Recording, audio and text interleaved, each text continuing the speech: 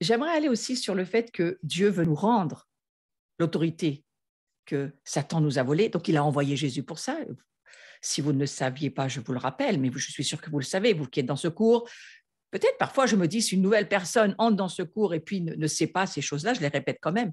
Et Jésus, il est descendu aux enfers pour reprendre les clés qu'Adam et Ève avaient données au diable, d'une certaine manière, parce que le diable, bien sûr, c'est un usurpateur, il les a trompés, ils se sont laissés tromper, ils ont fait des mauvais choix. Quoi qu'il en soit, Jésus a repris ses clés d'autorité et il est remonté au ciel en disant, voilà, je présente mon sang, le Père a accepté qu'il paye pour nous le prix de notre salut. Et aujourd'hui, on peut toujours se dire, parce que c'est un présent continu dans les cieux, eh bien, ce sang, il est là, il crie victoire, il crie vous n'êtes plus condamnés, ce sang, il crie dans les cieux, vous n'êtes plus accusés, vos péchés sont pardonnés, vous êtes rendus justes, vous êtes des saints, vous arriverez à ne plus pécher, vous allez pouvoir vous aimer, vous allez pouvoir vivre par l'Esprit Saint. Et alors que nous allons vivre par l'Esprit Saint, les clés qui nous sont confiées par Jésus vont avoir beaucoup de puissance. Nous avons des clés personnelles pour nos vies personnelles, mais nous avons des clés collectives. Nous avons des clés en Église, nous avons des clés. Vous savez, j'aime bien quand j'ai visité dans beaucoup de nations des synagogues et je voyais souvent le rabbin ou la personne qui nous ouvrait la synagogue, surtout en Turquie, ils avaient des énormes clés et ils ouvraient la porte comme ça et je me disais toujours, c'est formidable, on a les clés pour entrer partout. Ça m'a toujours marqué ces histoires de clés parce que ça nous rappelle que Dieu a envoyé Jésus pour que nous exercions l'autorité, pour ouvrir, pour fermer. Ça marche beaucoup pour cette année avec ce rappel du verset de la clé de David, hein, à la clé de l'adoration, la clé qui ouvre toutes les portes, le cœur de Dieu d'abord, et puis ensuite qui a la victoire sur l'ennemi. C'est Ésaïe 22, je dirais que c'est ça.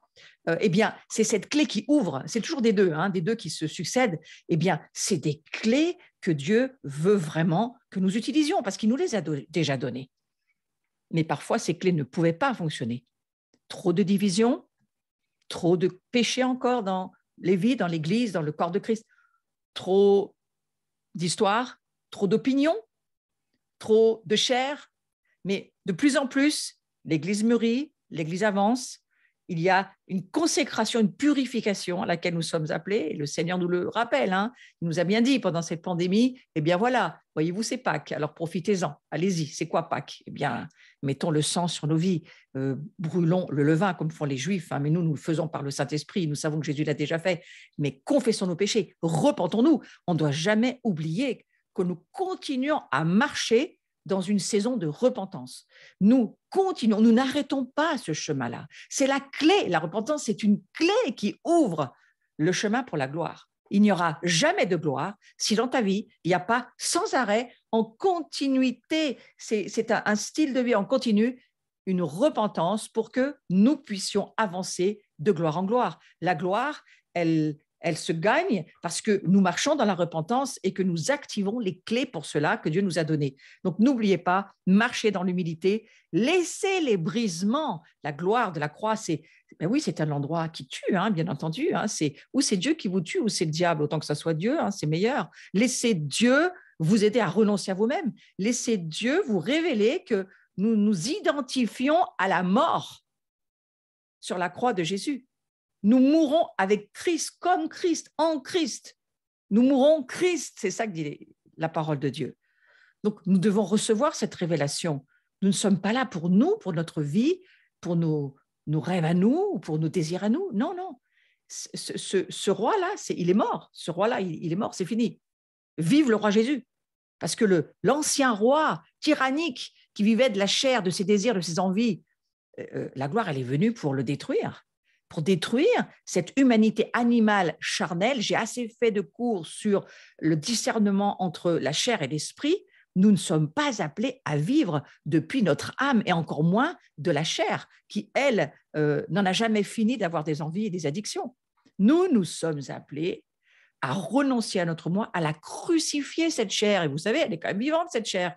Donc, il faut crucifier, se repentir, continuer à marcher, à laisser le Saint-Esprit faire des nouvelles naissances en nous, nous libérer, laisser le sang de Jésus pardonner tout ce qui doit l'être, purifier tout ce qui doit être. C'est un travail. Nous sommes en travail. L'Église de France est en travail. Mais c'est glorieux d'être en travail. C'est magnifique. Vous savez, le moment où, je crois qu'à un moment donné, la France, elle va donner naissance à quelque chose. Moi, je m'y attends. Je m'attends à ce que la France donne naissance à quelque chose. Même dans le mouvement prophétique, on se prépare. Il y en a qui jeûnent, il y en a qui prient, il y en a qui s'enferment, il y en a qui prennent des temps, il y en a qui se retirent, il y en a qui changent de travail. Et Dieu est en train de repositionner tous ceux qui veulent le choisir en premier. Et j'ai beaucoup cette pensée de l'histoire de Gédéon. Vous savez, pour changer une nation, ce n'est pas le nombre, c'est la masse critique, c'est-à-dire la petite quantité qui se prépare et qui, elle, va ouvrir la porte pour qu'un grand nombre puisse passer. Regardez, il en a suffi dans Jésus pour que toute l'humanité puisse être sauvée si elle le veut. Maintenant, dans chaque nation, Dieu cherche un reste, il ne cherche pas une seule personne, il cherche un reste, il cherche un collectif. Parce qu'il se doute bien que l'orgueil serait vite à la porte de la personne qui serait choisie pour être le grand libérateur. Je crois qu'il n'y a que Jésus qui, lui, est le grand libérateur. Mais ensuite, il cherchera quelques-uns, comme ça s'est passé avec Gédéon. Voilà, une petite armée qui aura les bons comportements, qui mangera et boira de la bonne manière, qui se comportera de la bonne manière. Et le Seigneur, il nous regarde. Je crois que les cieux sont attentifs à ce que nous vivons en ce moment. C'est quand on parle dans le mouvement prophétique actuel, on dit il y a une balance dans les nations. Moi, je sais qu'il y a 2-3 ans, nous avions fait une maison de Jean au mois de juillet et le Seigneur nous avait demandé, en tous les cas, un des frères qui était là, d'amener une balance. Et cette balance, elle avait été mise sur l'estrade et tout du long de la rencontre, cette balance, elle était là.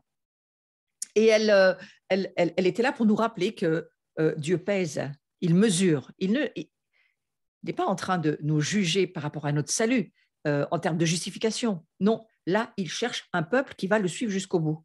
Donc, il pèse, il mesure, il est sage, il ne va pas prendre des gens qui ne tiendraient pas, il se prépare vraiment, on va dire un cabinet ministériel, on pourrait le dire autrement, hein, pour que finalement, vous savez, on est en préparation du gouvernement, là, on voit, hein, on se pose la question nous-mêmes, oh mon Dieu, qui va bien pouvoir nous gouverner?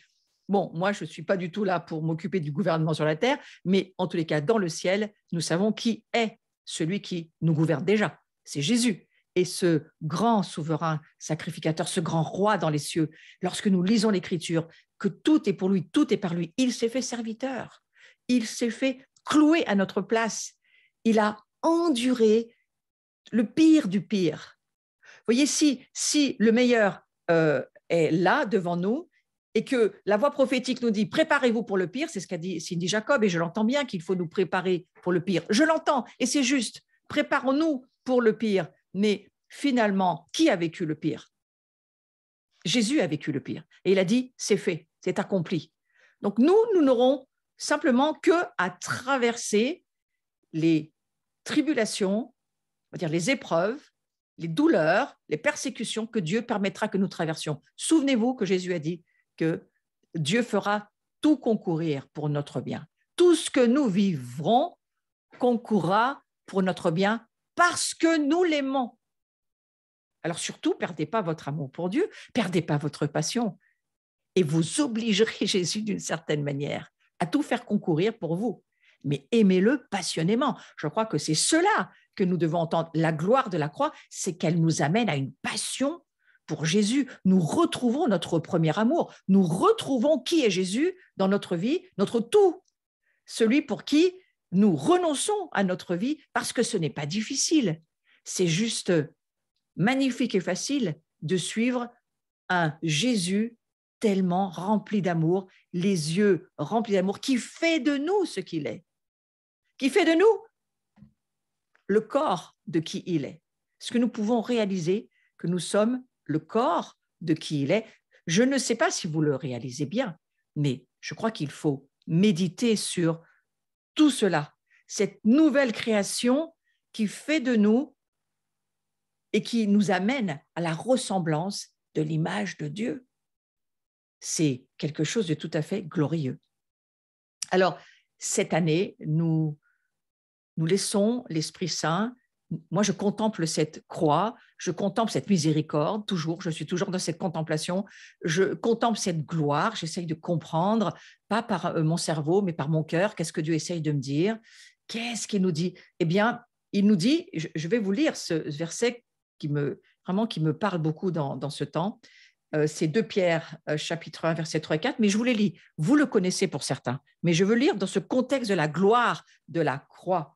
Comme sa divine puissance nous a donné tout ce qui contribue à la vie et à la piété, au moyen de la connaissance de celui qui nous a appelés par sa propre gloire et par sa vertu. Ce que je suis en train de lire, c'est que en connaissant celui qui s'appelle Jésus, en connaissant qui il est, eh bien, nous réalisons, nous recevons la révélation que sa divine puissance en nous, elle nous donne tout ce dont on a besoin pour que nous puissions vivre une vie de piété, c'est-à-dire une vie de disciple, discipliné, une vie passionnée, une vie remplie de lui, et donc renonçant à notre vie à nous, qui quelque part est très encombrante dans le monde spirituel.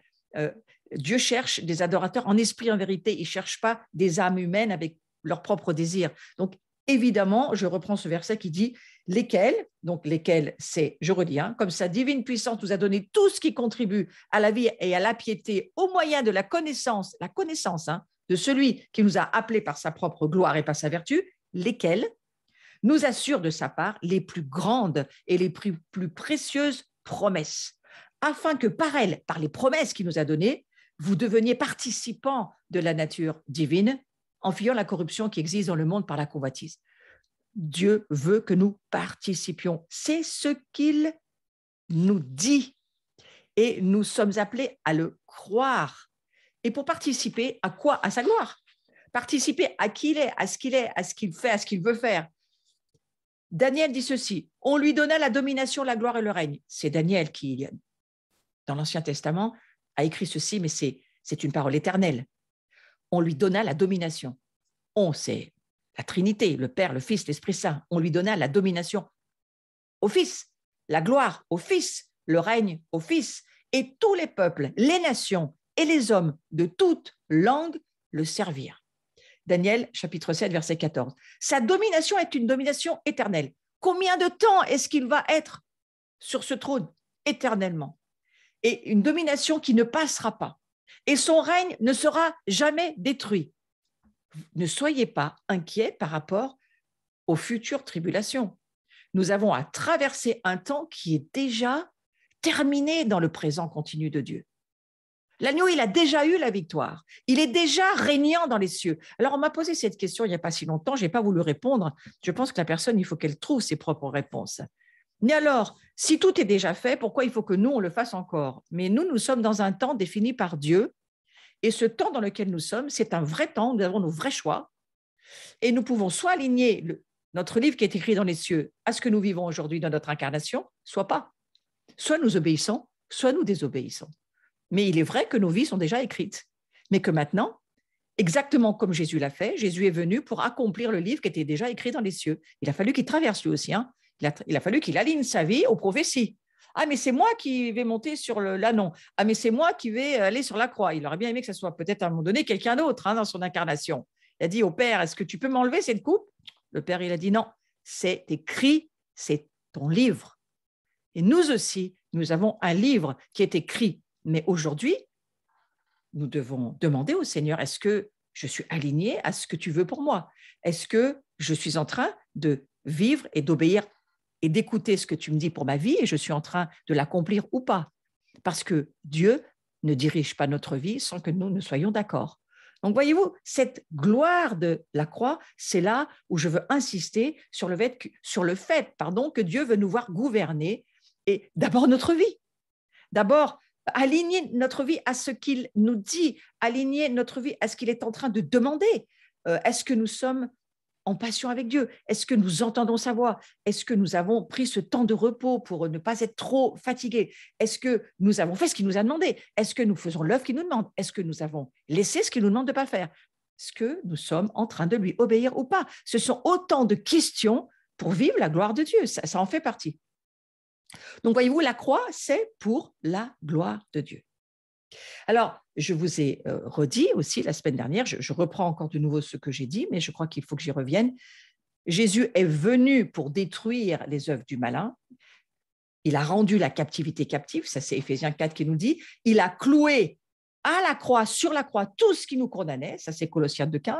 Et puis, il nous a envoyé le Saint-Esprit, Acte 1,8, Acte 1,18, pardon, parce qu'il voulait que nous retrouvions notre place dans les cieux, mais aussi en manifestation incarnée sur la terre. C'est ce que Dieu veut. Dieu veut nous voir gouverner sur ce qu'il nous demande de gouverner. Donc, c'est une croix pour le gouvernement aujourd'hui. Alors, je résume toujours ce cours de la semaine dernière, où je rappelle que j'ai dit, la croix, c'est une joie. Et la joie, elle nous habitera si nous voyons au-delà des souffrances que nous traversons. Je vous rappelle, nous avons beaucoup de choses à traverser, des choses difficiles. Et Dieu nous dit, ce que vous allez avoir à traverser pourrait bien vous faire perdre votre joie. Attention, attention. Regardez le modèle de Jésus. Lui, il a gardé sa joie. Son âme avait peut-être pas envie forcément de vivre cette croix, mais l'esprit en lui, il avait cette joie en lui, cette joie qui lui était réservée. Nous l'avons bien vu la semaine dernière. J'appuie sur ce domaine parce que nous devons nous en souvenir. Ne courons pas trop vite. Laissons la pensée de Dieu rentrer en nous et nous parler. Donc la joie va nous habiter dès maintenant. Elle nous habitera encore dans les moments très difficiles parce que la joie, nous dit l'Écriture, c'est notre force. Nous perdons notre joie, nous perdons notre force. Le diable sait parfaitement du reste. C'est aussi pourquoi il nous envoie autant d'attaques. Parce que se réjouir d'emblée quand on a une attaque, ça demande déjà une maturité certaine. Donc, gardons les yeux sur Jésus et la vision de ce pourquoi nous sommes chrétiens. Si vous perdez la vision, vous perdez le fil, vous perdez votre connexion, vous perdez la joie, vous perdez la gloire. Donc, au travers de nous, d'autres vont goûter la gloire que nous portons.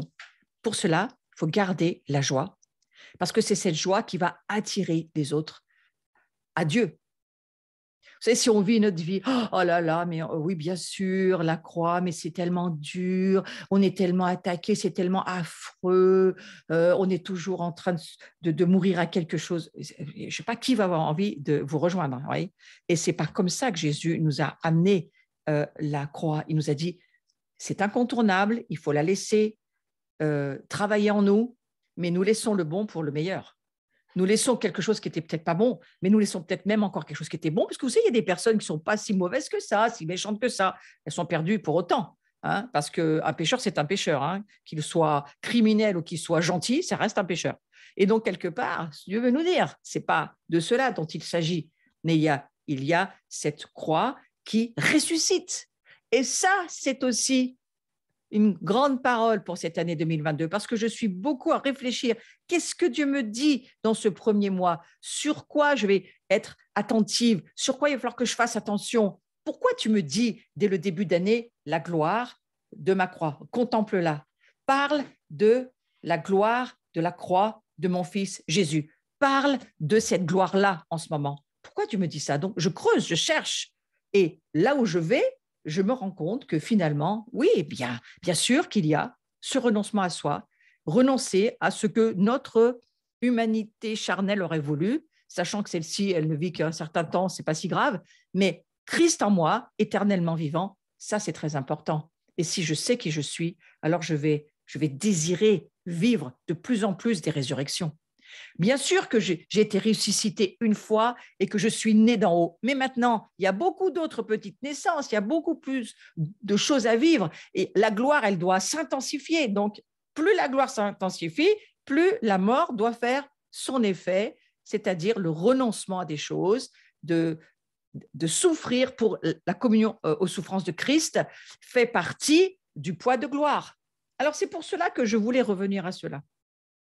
Je voulais nous redire que si nous voyons au-delà des souffrances que nous traversons, Si nous voyons la joie d'une grande moisson, ce que Jésus a vu, la joie d'une grande famille, il ramenait la famille à son Père. Il savait qu'au jour où il ressusciterait, la tête passait, tout le corps de ceux qui choisiront le Père, et Jésus avec, passera aussi. Et ça, Jésus le voyait. Nous, ce que nous devons voir, le prophétique doit voir la moisson. Si le prophétique ne voit que son nombril, on est fini, frères et sœurs. Le prophétique, c'est pas pour avoir des belles paroles, savoir pourquoi on va devenir telle chose. Le prophétique, c'est pour voir la moisson, c'est pour avoir les yeux sur l'évangélisation, c'est pour avoir les yeux comme Jésus l'avait sur la joie de ramener la famille de Dieu à sa maison, à lui, pas dans des maisons à nous qui s'appelleraient par des noms confessions, dénominations. Non, c'est ramener la famille de Dieu à la maison.